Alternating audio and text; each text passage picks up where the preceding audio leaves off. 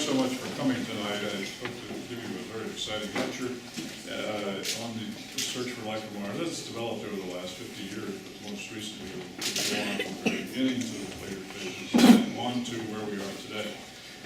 First, I wish to thank Professor Telesco for inviting me to come and give this talk. I've had a wonderful time visiting his group in the Department of Astronomy here at the University of Florida.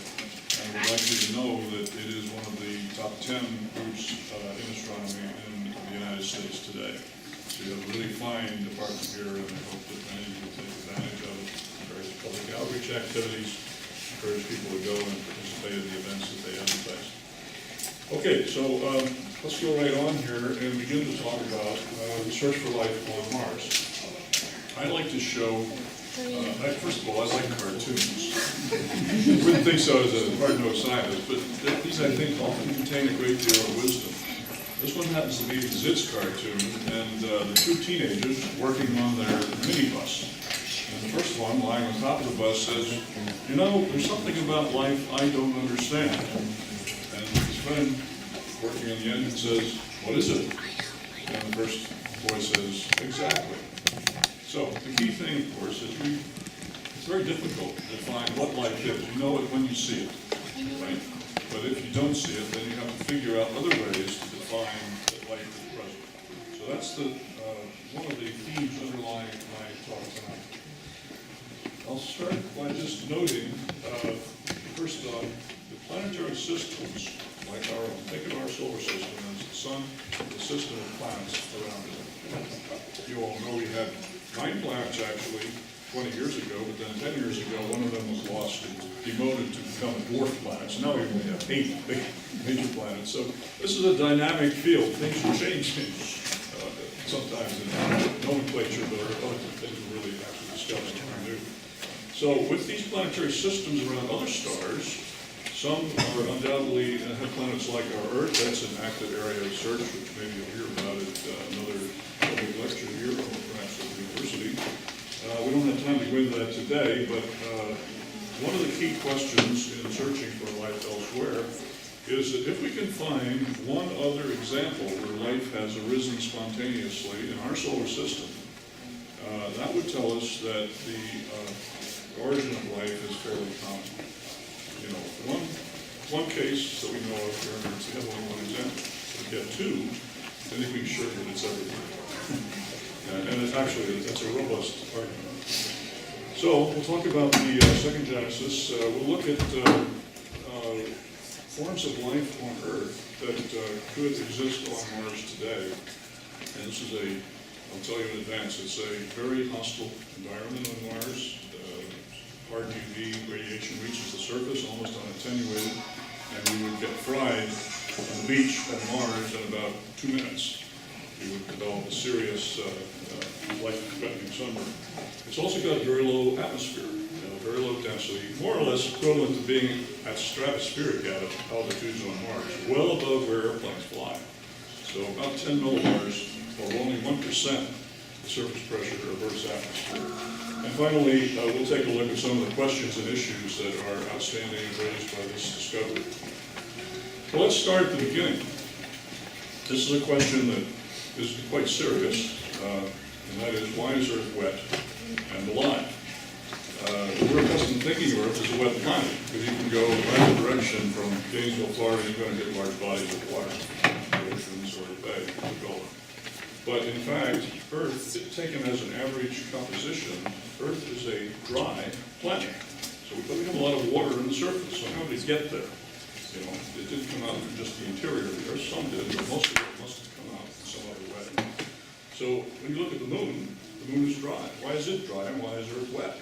This is we understand that the moon doesn't have enough gravity to keep its water, so it's lost into space. When you look deep inside the moon, there appears to be a good deal of water sequestered in the moon. Right? Both are still classed as dry bodies. So we now have to ask the question, when we look at Mars, we see clouds and polar caps. The polar cap at the top there is actually comprised mainly of water ice. And there's a seasonal cap that vaporizes, is vaporized in springtime and then reforms again in the fall.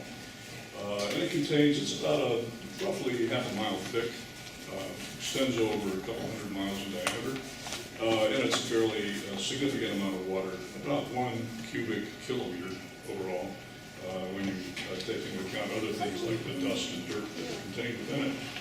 We also see clouds over other regions of the planet. And by the way, I should say that most pictures you see of Mars tend to be pictures taken when Mars, the atmosphere is clear, right? So you can see the surface features. But in fact, when you look at these, the planet at other times, you see these very substantial water ice clouds in various places on the planet. Now, it never rains on Mars. It does snow over the polar caps. We know that. We've seen that with the polar lander. It never rains because instead of raining, melting ice particles don't melt into raindrops and fall out. They sublime. So they just turn to vapor themselves when they get warm enough. Well, let's get right on to the life on Mars. Now, this search has undergone what I call 4 phases. Phase 1 is, the idea was that Mars was a twin of Earth, right? You go outside on Mars, you can see trees and plants, and it was wet, and so forth and so on.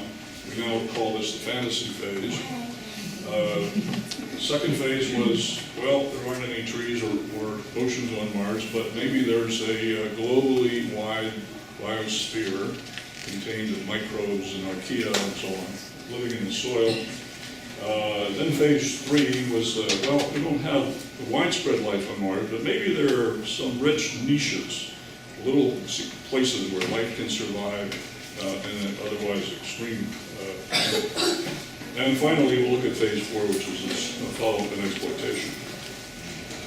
So this is the man that is best known for the fantasy phase, a man named Percival Lowell, who was the son of a wealthy businessman from Massachusetts. And he heard about a report from an Italian astronomer named Schiaparelli, who announced that he had seen canali on the planet Mars when he was looking through his telescope. This was back in the 1880s. And of course, in Italian, the word canali does not mean canals, like canal we have around here with the water and so on. It means channels. And so what Schiaparelli was really saying was that he was seeing some kind of channels on Mars, I mean, the streets of dark and light that looked to him as if they might be some landform. Well, Mr. Lowell got the idea that these were canals, and if you had canals, you had to have water in them, right? You can't have a dry canal, after all. So he, being wealthy, actually built an observatory in Flagstaff, Arizona, on a place that he named Mars Hill. And for the rest of his life, he actually developed this observatory and spent much of it peering through the eyepiece of this telescope that he had built actually by others for him. And I would say that today, this observatory is a highly regarded, highly respected astrophysical observatory. The Lowell Observatory is now building a 4-meter class telescope, and it is being funded by the Discovery Channel, so you'll be seeing lots and lots of images taken by that 4-meter telescope in the future. But they have a cadre of planetary scientists who are doing first grade work. So that is his real legacy. Now, the legacy we're going to talk about today is his thought that Mars had these canals. Okay, so here's a sketch that he actually made. He would sit behind his eyepiece, and as you know, the atmosphere bubbles and burbles, and it creates fuzzy images and sometimes very sharp images, right? So he would wait until the atmosphere was very clear, and then he would say, aha, I see a canal here, and he would take his pencil, maybe a number 4 pencil, and he would draw that canal in his notebook, and then he would do another one and another one. So he built up this hypothetical sketch, as he perceived it, of these canals on Mars. And he even wrote a book about this, in which he claimed that he had seen all sorts of landforms and waves of darkening that were seasons and vegetation changing and all kinds of things. Well, the problem was that pretty soon photography of the planets came along, and as soon as he started photographing the planets, now you can begin to see that